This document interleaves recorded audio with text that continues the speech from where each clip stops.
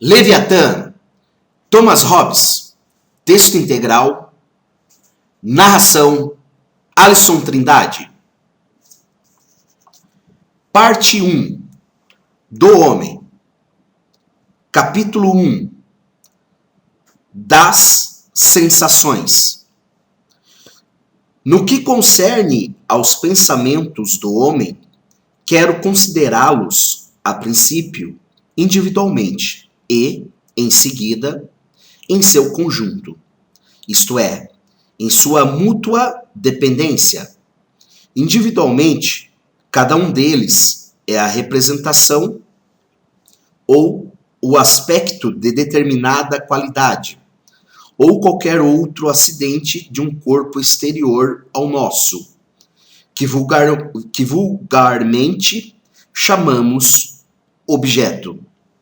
O referido objeto atua sobre os olhos, os ouvidos e outras partes do corpo humano e, por sua diversidade de atuação, produz uma variedade de aparências. A origem de todas elas é o que chamamos sensação. Efetivamente, não existe nenhuma concepção no intelecto humano que não tenha sido recebida, totalmente ou em parte, antes pelos órgãos dos sentidos. O restante deriva desse elemento original. Não é necessário, para o que nos propomos, conhecer a principal causa das sensações. Em outra parte deste livro, escrevo e me aprofundo sobre o assunto. Entretanto, para preencher cada parte de meu método, preciso examinar aqui, mesmo que superficialmente, a matéria. A causa das sensações é o corpo externo, ou objeto que age sobre o órgão apropriado a cada sentido, diretamente, como no caso do paladar ou do tato, ou indiretamente, como na visão, na audição ou no olfato. O corpo externo, ou objeto, pressiona por mediação os nervos e outras fibras e membranas do corpo, e neles penetra até atingir o cérebro e o coração, causando uma resistência, reação e esforço do coração em busca da libertação. Esse esforço, dirigido de dentro para fora, parece ser algo externo. Essa aparência ou fantasia é o que os homens chamam de sensação e consiste, para o olho, numa luz ou cor figurada, para o ouvido, num som, para o nariz, num odor, para a língua ou paladar, num sabor, para o resto do corpo, em calor, frio, aspereza, suavidade e diversas outras qualidades que discernimos por intermédio da sensação.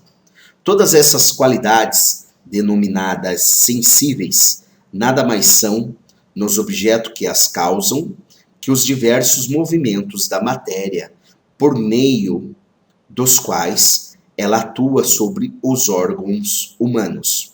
Quando somos influenciados por esse efeito, nada mais há que movimentos, pois o movimento não produz outra coisa a não ser movimento. Mas sua aparência para nós constitui a fantasia, tanto em estado de vigília como de sono. Assim, tal como quando esfregamos e pressionamos o olho, vemos uma luz, e ao comprimirmos o ouvido, produzimos um rumor. Também os corpos que vemos e ouvimos produzem o mesmo efeito por sua ação tenaz, mesmo que imperceptível. Efetivamente, se tais cores ou sons estivessem nos corpos ou objeto que os causam, não poderiam ser separados deles, como são por espelhos e nos ecos por meio da reflexão. Assim, resulta evidente que a coisa vista se encontra numa parte e a aparência em outra. Mesmo que a determinada distância o objeto real pareça envolvido pela fantasia que produz em nós, o certo é que uma coisa é objeto e outra a imagem ou fantasia.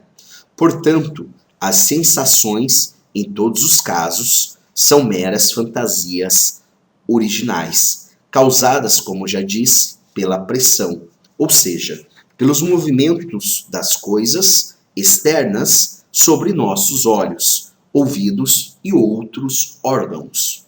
Porém, as escolas filosóficas de todas as universidades da cristandade, baseadas em certos textos de Aristóteles, ensinam outra doutrina e dizem, no que diz respeito à visão, que a coisa vista emite, nas várias direções, uma espécie visível, aparência ou aspecto.